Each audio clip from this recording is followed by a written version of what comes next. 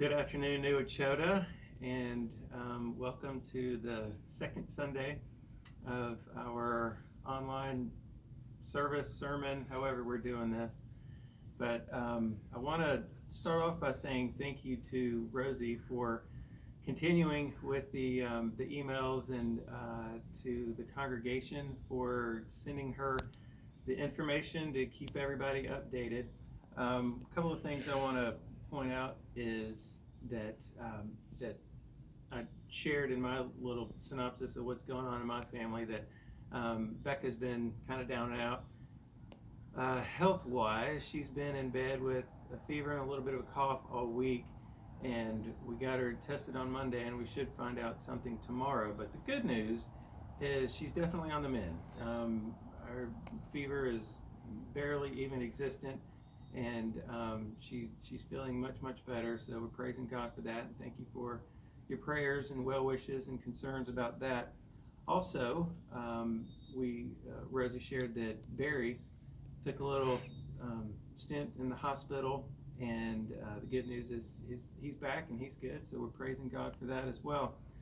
But on not as good news, Caleb Curtis's brother Tommy passed this week suddenly, and if you saw the emails, you know the story that he went in with pneumonia and came home for a little bit and then went back and unfortunately passed, and it was all very sudden.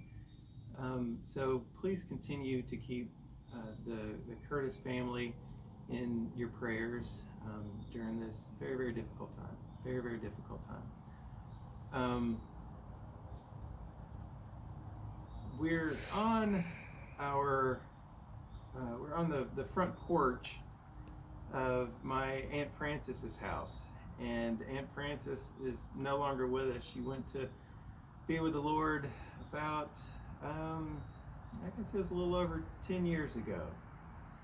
And maybe you noticed that the landscaping is a bit overgrown. If we went inside the house, you would see that it's in a fair amount of disrepair. But this house has a very rich history, and in fact, it's the first place I came to when I started dating Becca back in '98, and the first place I came to on this property. We came here for the Thanksgiving or Christmas rather. I'm sorry, it was Christmas. And this is where her family gathered. And Aunt Frances lived here with her sister. They were both very elderly when I met them. And she and her sister both passed at the ripe young age of 102 years old. They were 2 years apart, and one passed in 10 and one passed in '08.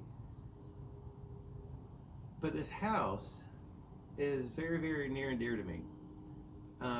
This is where my family got started, because if we were to travel with the phone and the camera back around the house on that side, you would see where Beck and I got married, where we were standing when we made our vows. And this house, the family, the property, it's all very important. And it ties in nicely to what we're talking about today as we journey through Mark's Gospel. If you remember, we're looking at the great confrontations that Jesus experienced, that we learned about through the memory of Peter, who is the one that is widely assumed dictated the Gospel of Mark, but a guy named John Mark is the one who actually wrote it. So as we read through Mark, we read through and we hear and see the stories, the encounters that Jesus experienced as Peter remembers them, as Peter saw them and witnessed. Today we're going to be reading about a story where Jesus already had his followers. He had a ton of followers. He had some of his disciples, and pretty much instantly he had a huge group of people. And depends on what part of the Gospels or which Gospel you're reading, but sometimes the larger crowds get termed as his disciples. But then, of course, he whittles it down to the 12 disciples. And but at this point in the story that we're going to read, there's already a huge amount of people. There's a big crowd with him, and he goes into a house.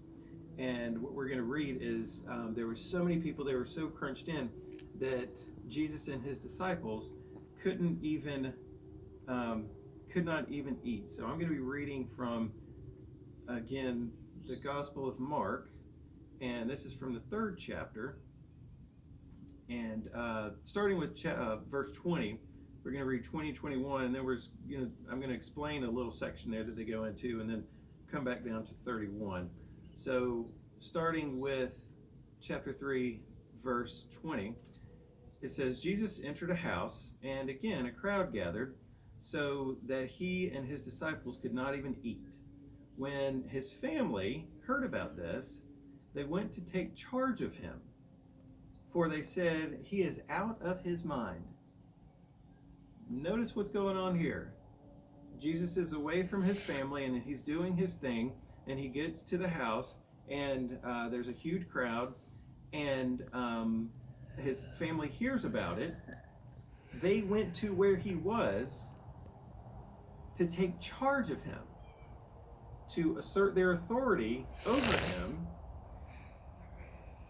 The rationale being because they believed that he is out of his mind. And then the section that I'm going to skip over, but it's just a conversation that he has with the teachers of the law, and they accuse him of being demon-possessed, and he basically shuts them down. But then after that conversation, Mark tells us that, beginning with verse 31, then Jesus' mother and brothers arrived. So basically, while this conversation was going on with the teachers of the law, that's the time that it took for the family to get there.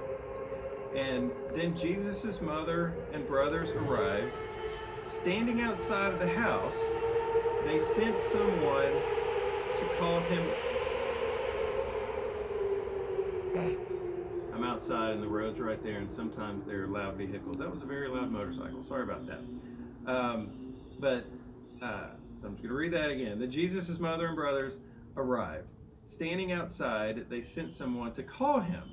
A crowd was sitting around him, being Jesus, and they told Jesus, your mother and brothers are outside looking for you. Who are my mother and my brothers? Jesus asked. Then he looked at those seated in a circle around him. Here are my mother and my brothers. Whoever does God's will is my brother and sister and mother. Who are my mother and my brothers? Whoever does God's will is my brother, sister, and mother. So Jesus is essentially confronted with his family, and his brother and brothers and mother come, and they apparently have heard stories of what's going on. They think he's gone out of his mind, and probably because of the strangeness of his teachings and all that he's talking and all that he's doing.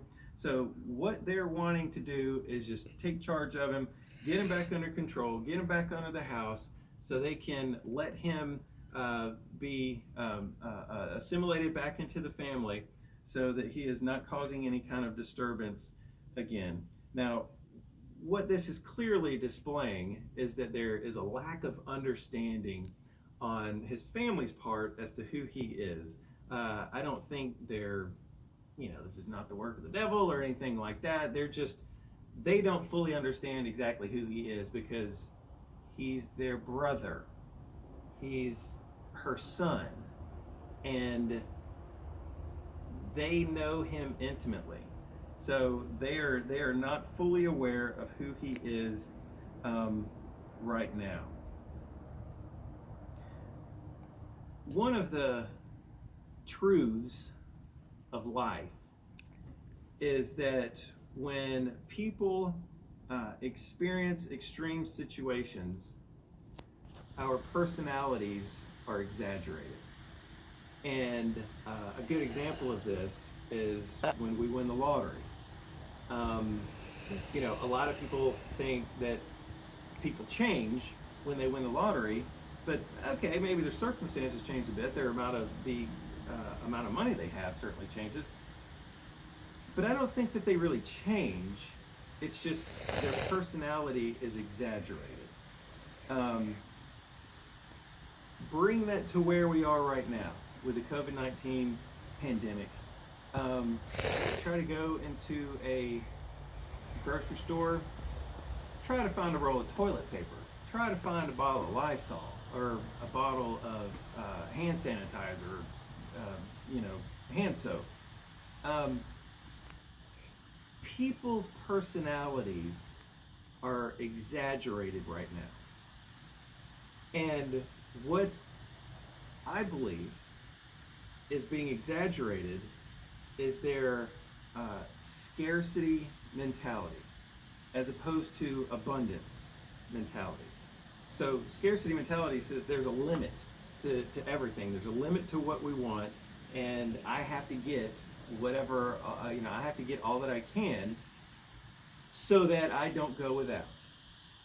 But an abundance mentality says there's enough for everybody. Yes, I may only see a certain amount of rolls of toilet paper on the shelf, but there's enough for everybody.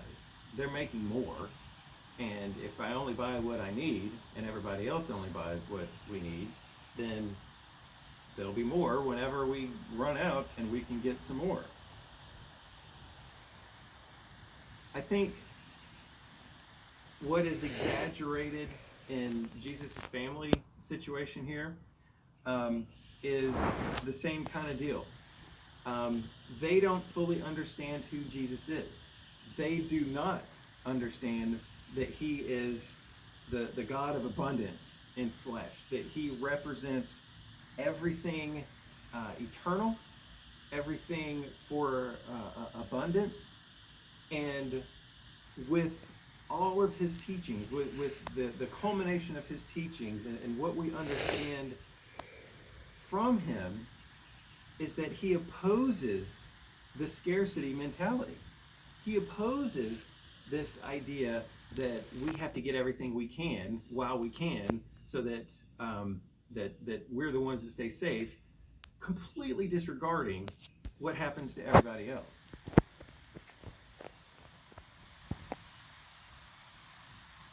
What Jesus teaches us, what we learn through Scripture, is that we are to be sources of resource for everybody. Everybody is supposed to be a resource for everybody. We read that in the early chapters of Acts, when the disciples and Jesus' followers were giving to one another, making sure that no one was in need. See, that's the original plan, is people taking care of people. What are we supposed to be doing? What's the great commandment?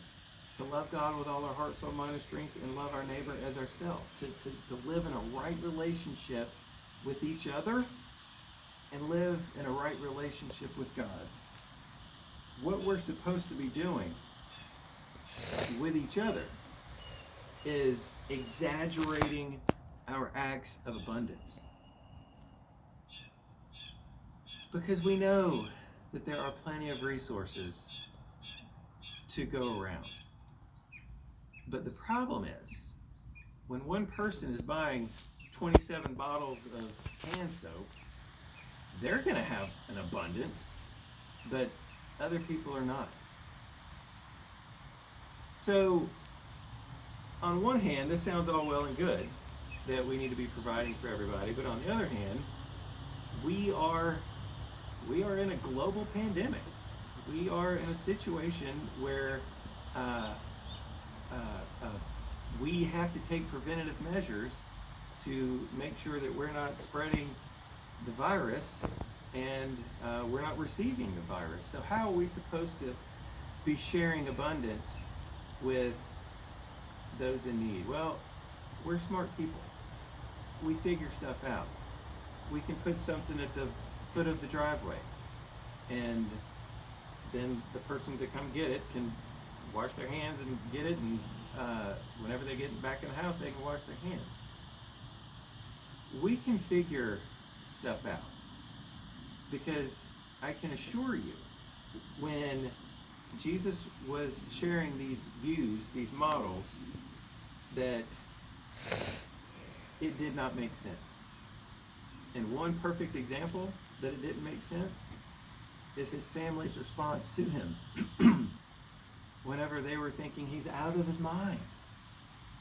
The things that he was saying, the things that he was exemplifying did not make sense. Now we see the value looking back, but at the time, they did not make sense. We are called as believers, as followers of Christ, to do things that don't really make sense. We are called in just this situation to exaggerate our acts of abundance, not to live in a scarcity mentality, but in a mentality of abundance. One of the things that is also going on now is our fear is being exaggerated. And I've heard of stories and read stories, different articles, as I'm sure you have, that people are calling this the China virus. And while it may have started its spread in China, by no means should we be calling this a China virus. They didn't create it. They didn't start it. But what that's doing is causing fear in people. Maybe you heard of the story in Texas where someone violently attacked some Asian folks, a child, and that child's father, because of the fear that this China virus rhetoric is starting. We're not people of fear. We are people of prevention. We are people of wisdom and living properly and doing what we need to do. But friends, we are not people of fear. Jesus did not exemplify a life of fear. He exemplified a life of hope and a life of abundance and a life of love. So one of the things that we learn from Jesus's comments about everybody in this circle being my family is that we are to treat all believers as family. And I dare go as far to say we are to treat all persons as family. Why would I say that? Because by Jesus redefining family to say that it's not just blood, but it's belief, anybody who believes is a person who is available to be family. So what are we supposed to do with family? We're supposed to love family. We're supposed to provide for family. We're supposed to be there for family. We're supposed to comfort them, not shed fear, not make sure people do not have in time of need. What Jesus is showing us here, what Jesus is confronting is our fear. What Jesus is confronting is our scarcity mentality. What Jesus is confronting is our notion that when extreme situations happen, we need to take care of ourselves. And that's not the case. I want to conclude with something that John Wesley wrote and said. John Wesley he and his brother Charles are the founders of this great denomination that we're in, the United Methodist Church. They are the founders of the Methodist movement back in the 1700s in Oxford, England. And their movement, their teaching, their ways of worship, their ways of taking care of people created a widespread a movement in a very tumultuous time. And what he said, we now call them the general rules, 3 general rules. The first one is do no harm. The second one is do good. And the third is stay in love with God. Do no harm. Do no harm to yourself. Do no harm to others. Be someone who is a resource of abundance, and expect people to be a resource of abundance for you. Do good. They tie in perfectly. Be aware of people's surroundings. Be aware of people's situations. How can we do good to people, especially during this time? And stay in love with God. Again, they all tie in perfectly, because when you do no harm, when you do good, you're showing your love for God. Friends, this is unprecedented situation for all of us. When I look around, there is very, very, very little certainty in my life. I shared with what was sent out in the email that the place I work, it's day to day. I'm scrambling right now to keep those doors open.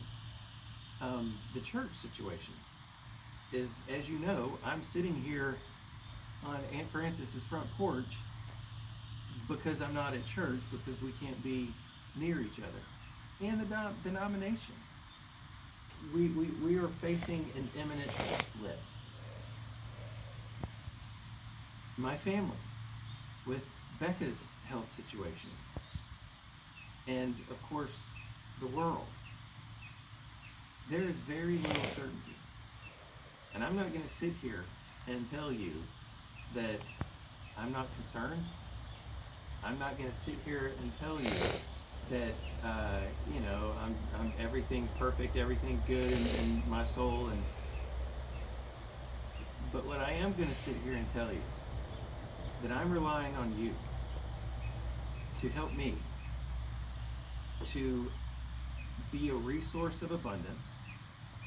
I'm relying on you to help me, to help you have hope during this time, to have what we need during this time, so that we can show that we love God, so that we can realistically be followers of Christ, be family with Christ,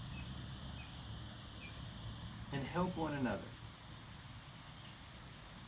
So as I sit here on this porch, that means so much, but as I'm sure you noticed as we were walking up, it's a little run down. We may be thinking that our situation is a little run down. We may be thinking that we have no hope. But friends, we do. We do. Because my family is strong and going to be stronger. The church is not going anywhere. The world's economy, the population, we are going to bounce back because we're resilient. Because the God who is a God of abundance, the God who is a God of hope and love and resources, is the God who's in charge. And He is the God that we are following. So friends, I encourage you to encourage me during this time. Let us be people of hope. Let us be people of abundance. Amen. So let's pray. God, we thank you that you give. We thank you that you have taught us to give. We ask that you would help us not be people of fear, but be people of hope. But be people of trust. Hope in one another. Trust in one another. Because we have trust in you. God, keep us close to one another. God, keep us healthy. Let those who are in charge, let those who are on the front line of finding a vaccine for this virus, give them discernment, give them wisdom, give them eyes to see what they need to see. And work through that. May your miracle happen through those people. God, we thank you for being a resilient God. We thank you for being the resurrected God. In Christ's name we pray. Amen.